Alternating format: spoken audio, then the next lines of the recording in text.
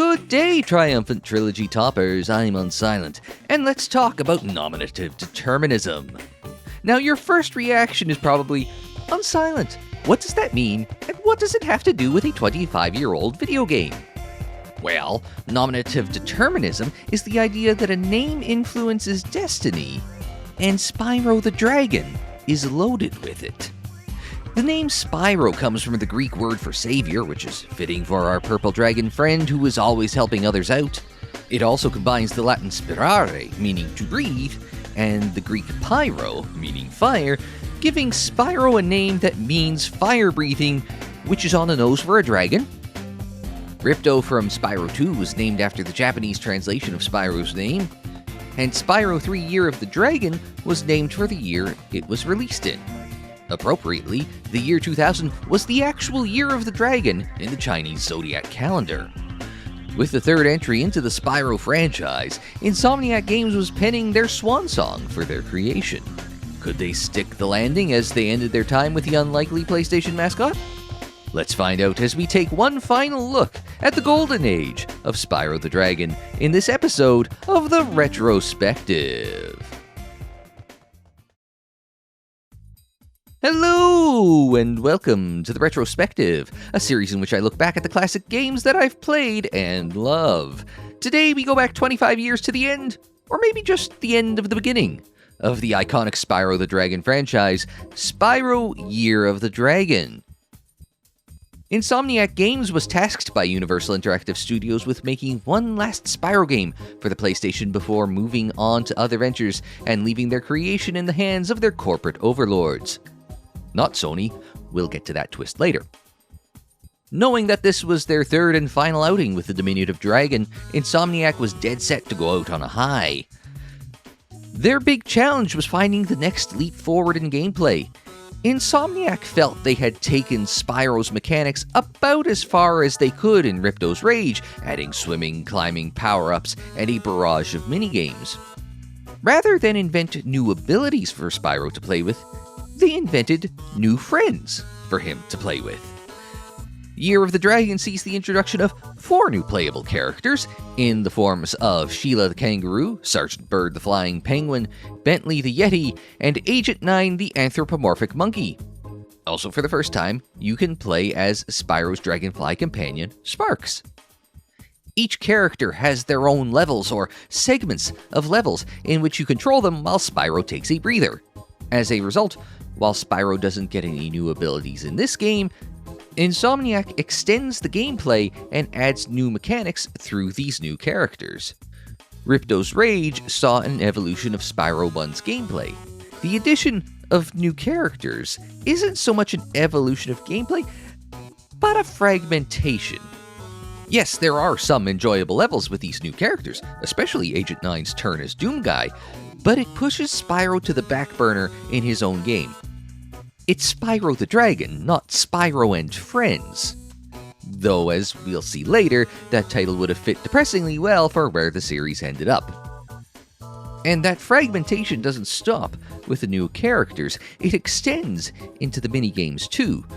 New minigames were added in Ripto's Rage to increase the difficulty of 100%ing Spyro 2. In Spyro 3, we get more minigames. While Spyro 2's minigames were built into the levels, Year of the Dragon sees separate areas for minigames.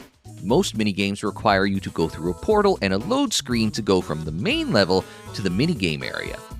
While Spyro 2's orb challenges changed up the game's mechanics for the minigames, they were designed in a way that integrated them naturally into the game.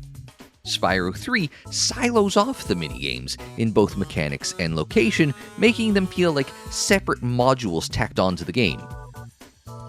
In a way, it's similar to the addition of the new characters, because we're not adding on to Spyro or the world, but separating out these new features from the core game. That all said, there are some very good ideas in here that are memorable, for better or worse.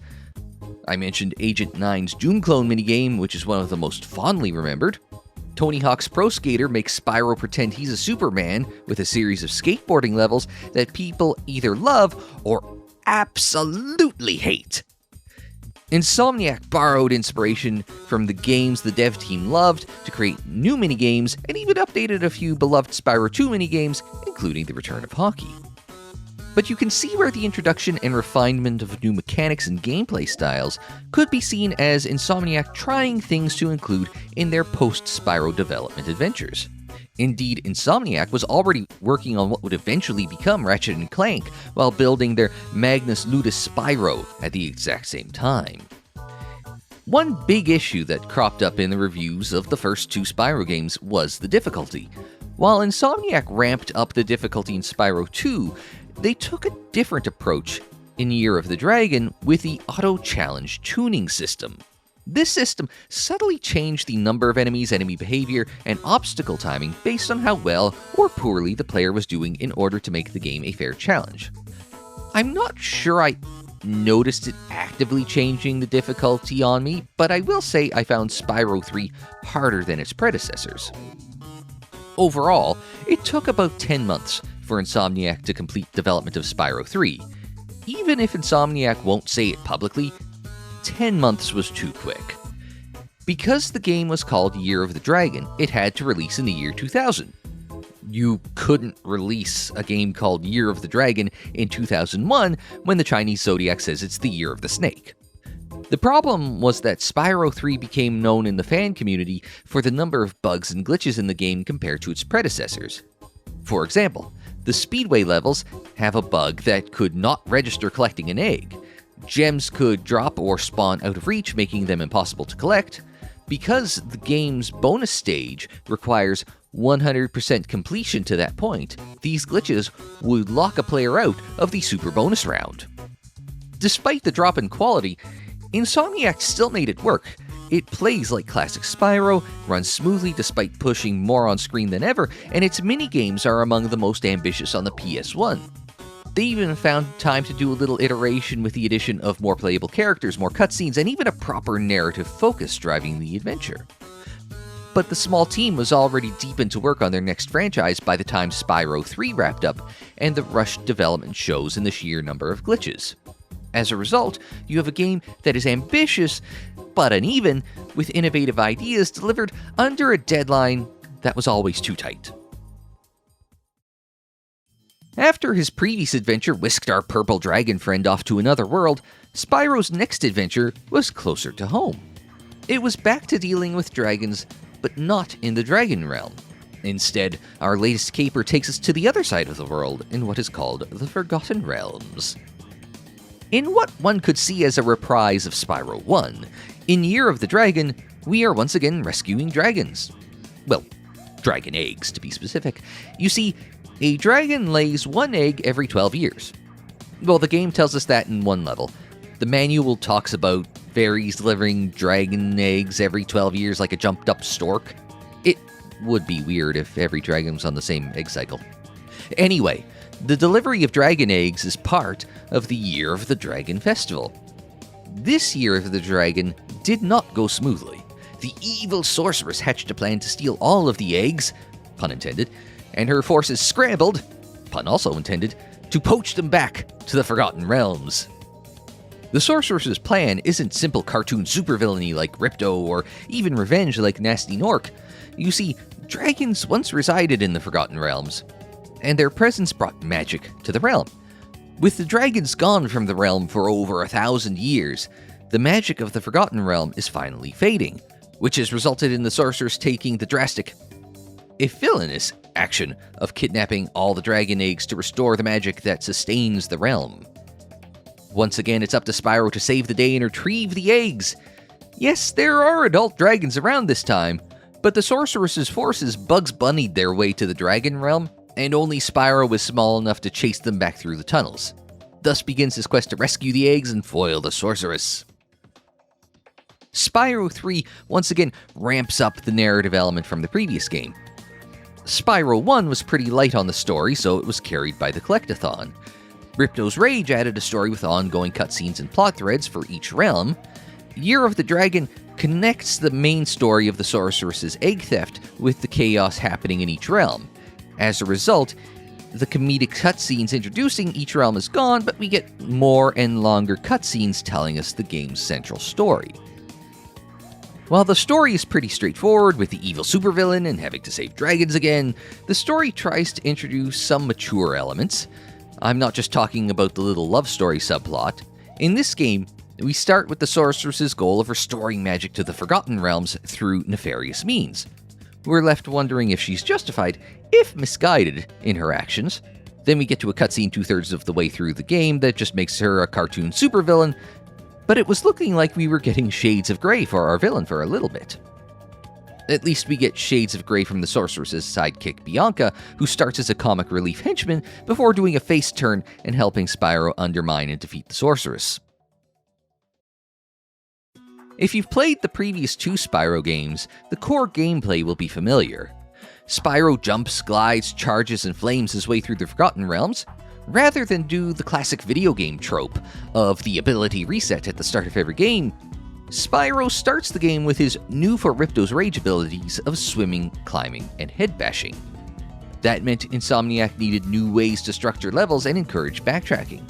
Spyro 2 kept certain levels, areas, and minigames locked behind Spyro's new abilities. This is where Spyro's new friends come in. Each of the 4 new characters are literally unlocked when you pay moneybags to unlock them. This opens up each character's home realm, as well as their minigames and mini-levels in other realms. The importance of your new friends extends to progressing through the game's 4 homeworlds. In Spyro 1, progression was simple and tied to your skills in freeing dragons. Ripto's Rage simplified the homeworlds but tied progression to moneybags unlocking skills in certain levels for you. Year of the Dragon tries to find the middle ground between its predecessors. You need to complete all the levels in a homeworld to progress to the next, which includes unlocking each homeworld's new friend and completing their level. Certain levels are locked behind a minimum number of found dragon eggs, while some areas and eggs in levels are locked behind more moneybags paywalls. Oh right! Moneybags is back as your anthropomorphic paywall. While gamers didn't like him in Ripto's Rage, Insomniac went out of their way to make him a heel this time out. Every homeworld and non-Speedway or Sparks realm features a Moneybags paywall of some form. Each new friend is held for ransom by Moneybags. Each realm has an area that is either unlocked by a new friend or has some impediment or area that Moneybags will unlock for you for a small fee. Don't worry, unlike the previous game, they let you get back at Moneybags this time.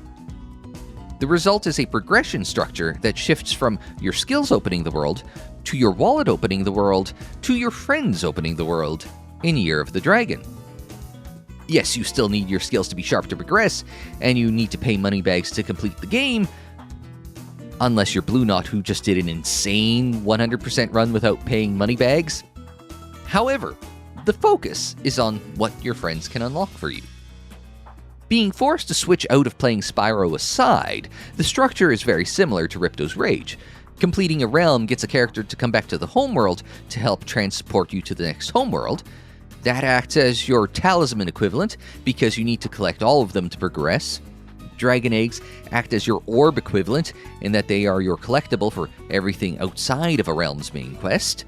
And gems are still gems, appearing only to exist because they were in Spyro 1. On that note, freeing dragons in Spyro the Dragon and retrieving eggs in Year of the Dragon serve a similar purpose. They both motivate the player by creating a sense of urgency to rescue all of the dragons, big or small. Spyro 1's dragons had the benefit of coming with the dialogue that would include lore, gameplay tips, a little personality, or "thank you for releasing me." The eggs in Spyro 3 will hatch when you retrieve them, but they'll just cycle through the same 30 or so standard egg hatching animations. As a result, the eggs offer a little more than a generic gotta catch 'em all gameplay loop, despite the mission Spyro is on. This takes away a little of the fun of the collectathon aspect of Spyro 3. The egg challenges weren't harder than the orb challenges from Spyro 2 when you average it out. I usually found them easier in Year of the Dragon. However, there are a half dozen or so minigames that are infuriating, like skateboard racing, which is weird because skateboarding proper is actually pretty passable, Yeti boxing, or the Old West shootout, which took ages to complete.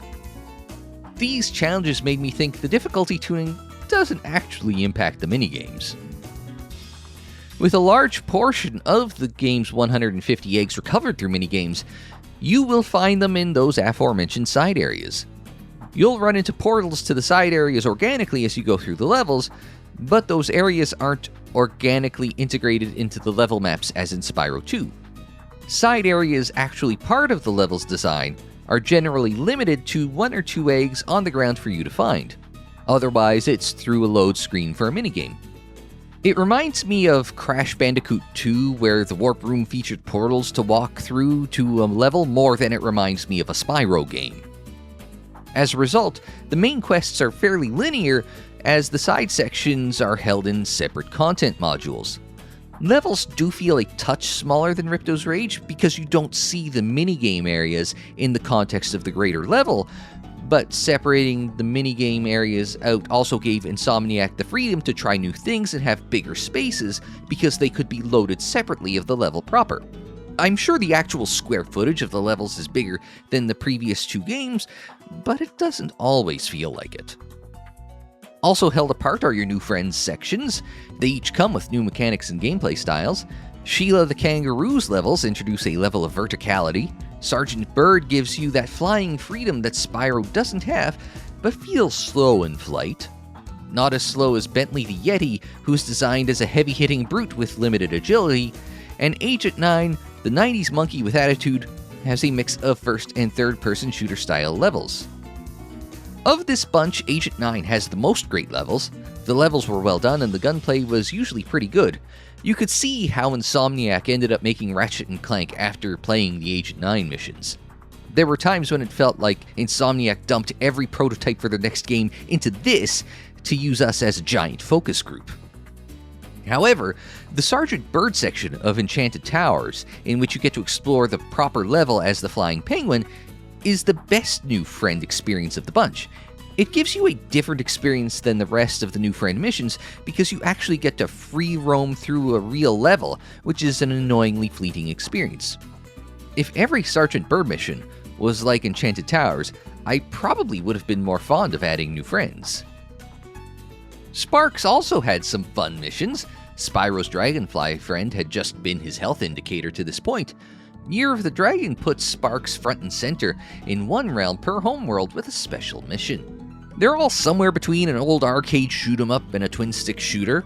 The structures are all similar in that you shoot enemies and collect keys until you defeat a boss, but there is some variety in approach to the enemies and bosses required. The Sparks levels are generally considered among the favorites of the game, and I can see why. Even if they are very similarly structured, unlike Insomniac's approach with a lot of the rest of Spyro's gameplay over the trilogy, they found a formula that worked and stuck with it. But by completing these levels, you power up Sparks with the ability to open chests, grab gems from farther away, point you to the nearest gem, and even add an extra hit point. This felt like a fun, organic way to add new abilities to a character. To borrow from my gaming history, it reminded me of Crash's power-ups from Crash Bandicoot 3. Beating bosses in that game gave Sony's other mascot character new abilities. It's like Cerny Games borrowed a lesson from that for the Sparks levels here. Between the new characters, minigames, Sparks missions, and the new difficulty system, Year of the Dragon feels like Insomniac trying to cram everything they learned in 3 years into one last grand finale before handing Spyro off. Sure, these additions and how they're implemented break the flow of the game, especially compared to Spyro 3's predecessors, but it also defines Year of the Dragon's identity. The visual presentation in Year of the Dragon continues Insomniac's steady upward curve. The game looks and sounds very much like a Spyro game. The step in visual design and audio production isn't as dramatic as the jump from Spyro 1 to Ripto's Rage, but you can still see the levels getting busier and more complex, with the characters getting more animation and a larger voice cast bringing everything to life. And while we're talking about presentation, Spyro 3 also marks another shift in the series' writing. Spyro 1 was obviously a quieter game with sparse dialogue, mostly limited to dragon unlocks because, well, all the dragons were frozen in crystal. Spyro 2 introduced more talkative characters and some more comic relief, but they generally played it straightforward during gameplay. As we come into Spyro 3, Every character is an over-the-top personality from our main cast through to the side characters for each level. Each game gets more talky and self-aware. Really, we go from a fantasy adventure in the first game to Insomniac's Saturday morning cartoon by Year of the Dragon. The increase in characters and expanded voice cast is another way that Insomniac showed their growth as a studio. It also helps that they were able to work this into the game's story organically. However, the heavy comedic focus of Spyro 3 does make for a noticeable shift in tone from the first game as we swing from serious to slapstick in the span of 3 games. While on the topic of audio, Year of the Dragon also shipped with a strange bug. Several music tracks simply didn't play. Instead, the game reused other audio tracks, especially Sunrise Spring, the first homeworld of the game, to fill in the gap. This meant that you could walk into the final boss fight while a relaxing, cheerful song played in the background. Because this was the PS1 era, there were no day one patches, but later versions fixed the issue. Poor Stuart Copeland puts together another spectacular Spyro soundtrack with the signature synth and percussion focus, and a whole chunk of it isn't even played. Through the first 2 games of Insomniac's Trilogy, I glossed over the Reignited Trilogy remakes except to say that they were playable on modern hardware. The Spyro and Ripto's Rage remakes were developed by Toys for Bob. Very quietly, though, they handed off Year of the Dragon to Sanzaru Games so the full trilogy could ship on time. That change in developers comes through in the feel of Spyro 3 compared to the other games in Reignited. Having played Ripto's Rage and Year of the Dragon back-to-back, I noticed little differences in how Spyro behaved compared to the other Reignited entries and even the PS1 original. Spyro's jumping and hovering had an unusually sharp vertical pop that wasn't there in the other games. Charging felt slower, and steering while charging felt lethargic. Even skateboarding felt odd, as if Spyro seemed propelled off of ramps and jumps like being shot out of a cannon, rather than riding with natural physics. While playing the other Reignited entries, I didn't feel as though it made a difference whether a new player chose to go back to the originals or play the remake. For Year of the Dragon, I feel very strongly that the PS1 original is the best choice. The quality of the remade Spyro 3 just doesn't stand up to the PS1 version that was equally as crunched out the door 18 years prior. One thing that I want to mention here that I've omitted in discussing in the other games is that Reignited actually has an unintentional difficulty bump compared to the originals. Because so much work went into improving the visuals, it's actually harder to find treasure with all the grass foliage and visual effects hiding gems and any sparkle off them. In the PS1 version, you could see gems across a realm thanks to the sparkle on flat terrain. To compensate for that, Sparks' gem finding ability is unlocked from the start. Actually, some of Sparks' other abilities are also unlocked from the start, which takes away from the Sparks levels, since now they're only required for 100% completion in the remake. Speaking of difficulty, I don't think the auto-challenge tuning was included in the Reignited version of Spyro 3. No matter how well or poorly you're doing, the difficulty feels pretty static throughout. Some aspects of the game will feel easier and some harder than the original, but that's mostly due to the controls and camera rather than the enemy AI or level design. Aside from the mechanics, there is the visual updating of the characters and levels, and a multitude of them there are in Spyro Year of the Dragon, obviously. There were times when I felt it was similar to Halo Anniversary, with the collision detection issues I'd run into, because there were some oddities when navigating around the levels that weren't in the original, especially the speedways. Similar to Ripto's Rage, a number of voice actors were replaced, including the voices of Sheila, Bentley, Hunter, Bianca, Moneybags, and the Sorceress. On the one hand, it increases the level of professionalism of the acting as we've seen in video game acting over the decades. On the other hand, it does take away a little of the charm of the original cast. All in all, while it's not an exact remake of the original, the Reignited version of Spyro 3 is a competent modern way to mark the end of Insomniac's original trilogy.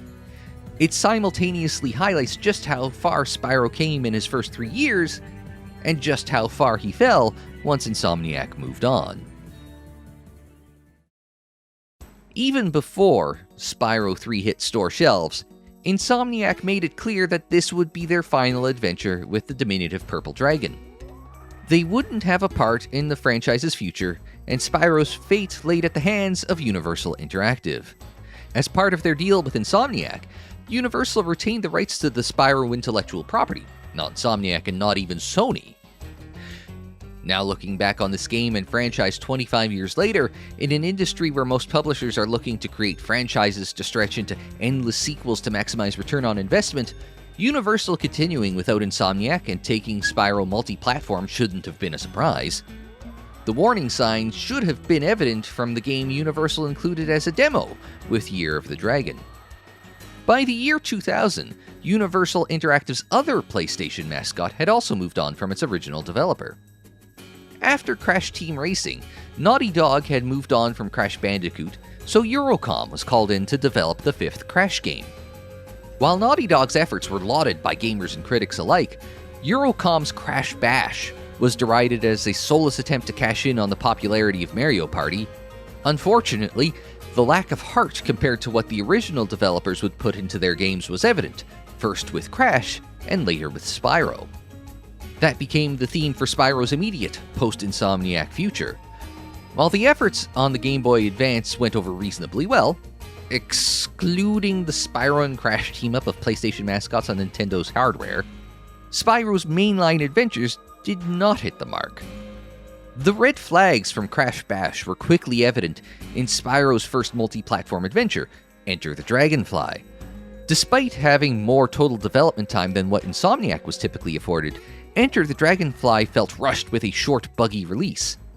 From there, Spyro was passed on to 3 more developers for 4 games, each trying something different, but failing to recapture the original trilogy's quality and magic.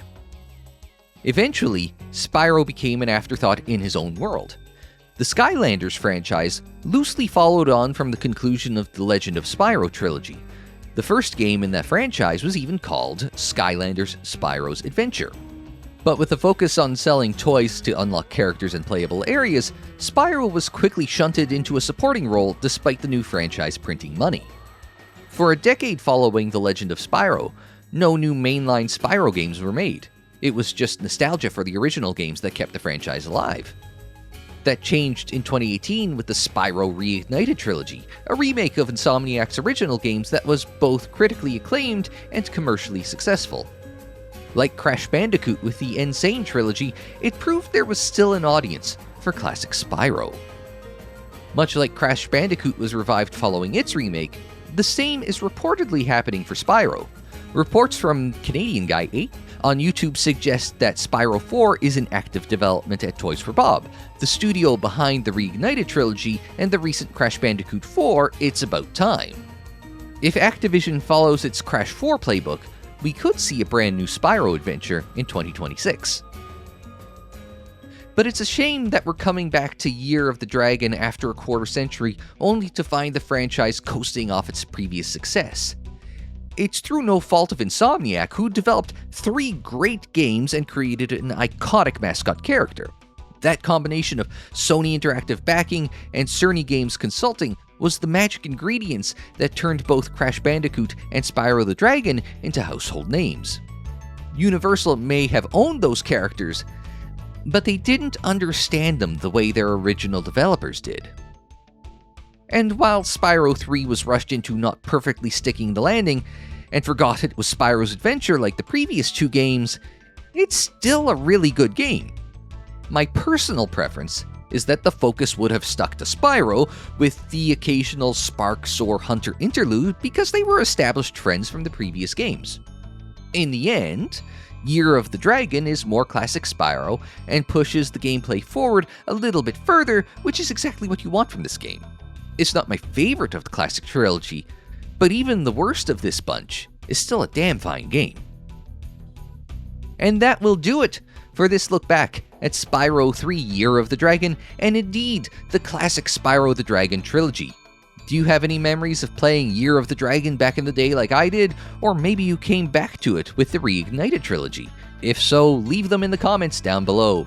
And on your way there, don't forget to hit the like button, subscribe if you're new or looking for more looks back at retro gaming greatness, Share on social media, follow on social media. The social media handle is Unsilent on Air for Twitter, Facebook, Instagram, TikTok, and more. And don't forget, there's plenty more deep dives into the classic and not so classic of video games in the playlists. They're on the screen in the description down below, and more videos anytime on the channel page. And until the next time, I'm Unsilent. Thanks very much for joining me. Like, share, subscribe, and we will see you next time.